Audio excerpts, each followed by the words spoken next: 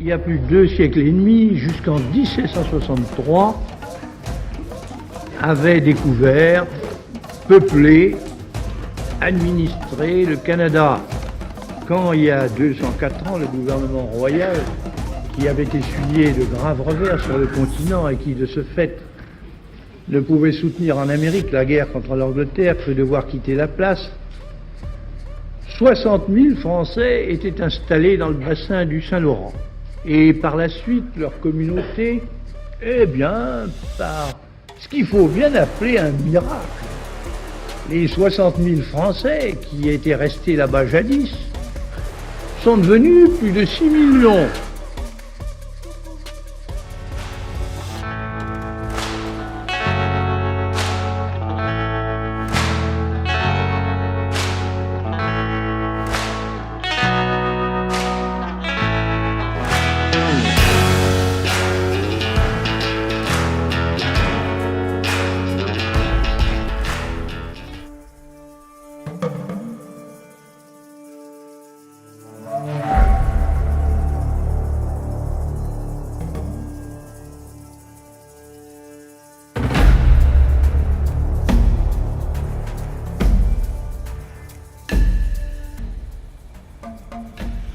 C'est ici que tout a commencé il y a 418 ans. Et qu'un peuple, une nation a vu le jour. Un peuple au destin marqué par les incertitudes, les combats, la résilience, les alliances, la collaboration avec les Premières Nations.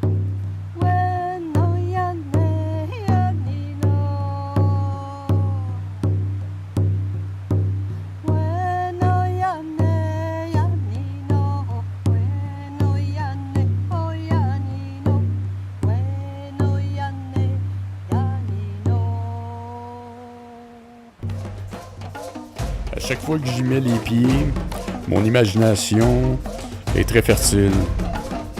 Je m'imagine mes ancêtres, les premières familles arrivées ici, des Hébert, des Brodeurs, des Beaulieu, des Tremblay, des Corriveau, des Renault, débarquant du bateau avec tout ce qu'ils possédaient.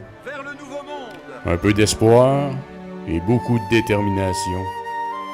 Pour beaucoup d'entre eux, la traversée de l'océan Atlantique vers la Nouvelle-France était une opportunité de s'extirper d'une Europe devenue très compliquée.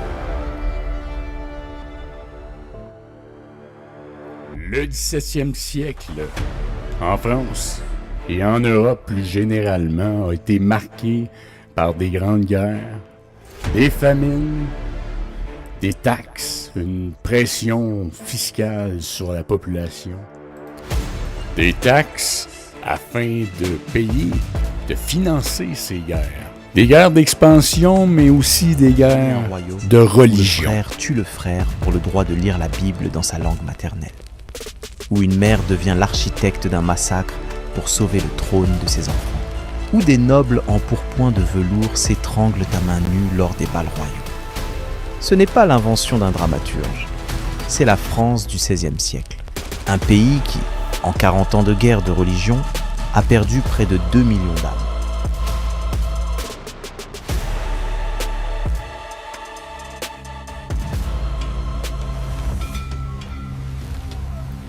Ces différents facteurs et pressions sociales ont dû contribuer à faire réfléchir les gens ordinaires à tenter la traversée, braver les tempêtes, afin d'arriver à une terre où les opportunités étaient sûrement plus grandes.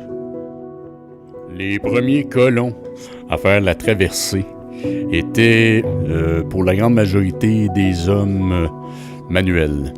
Donc agriculteurs, maçons, forgerons, menuisiers, charpentiers. J'ai commencé à l'âge de 15 ans dans les chantiers, puis j'ai arrêté à l'âge de 56 ans. J'ai bouché 22 ans en province de Québec.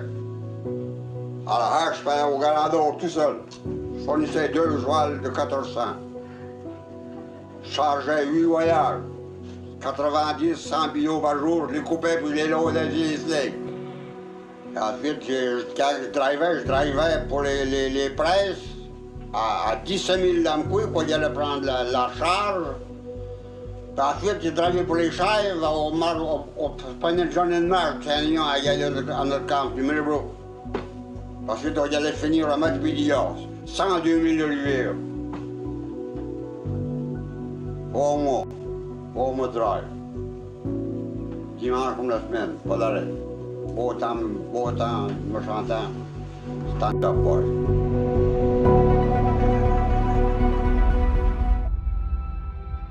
On parle pas ici d'une immigration massive, agressive.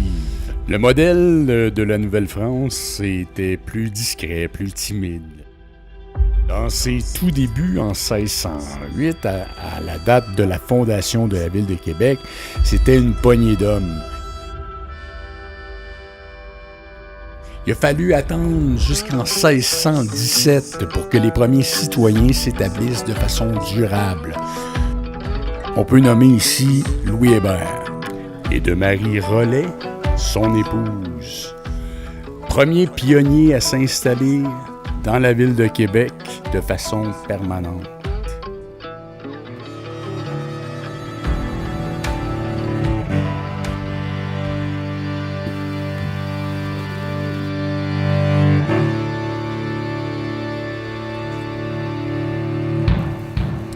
Donc, c'est ce qui met fin à la première épisode de la série Les Pieds dans le berceau.